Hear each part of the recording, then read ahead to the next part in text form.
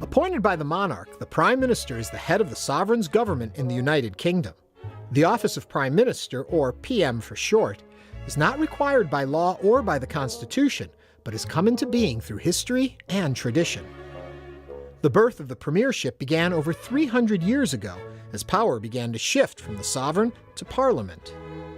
In the middle of the 18th century, Robert Walpole, First Lord of the Treasury, due to his closeness with and trust from the king, exerted great influence in the running of the country, and unofficially came to be known as the first Prime Minister. By the dawn of the 20th century, as the power of the aristocracy waned, the Prime Minister's role became more defined and significant. So how does someone become Prime Minister? Well, first you need to be elected to the House of Commons. Well, okay, you don't have to be a member of the House of Commons. One Lord made the cut, but other than him, it hasn't happened in over 100 years. After a general election, the monarch asks the leader of the majority party in Parliament to form a government, and to assume the role of Prime Minister.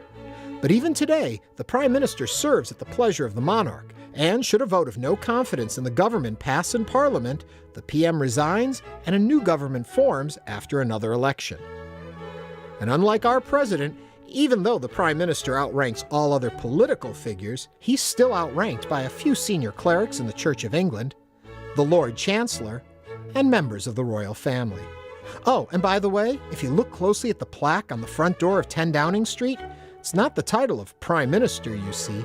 It reads First Lord of the Treasury. But thanks to Robert Walpole, they are one and the same. And that's History 101.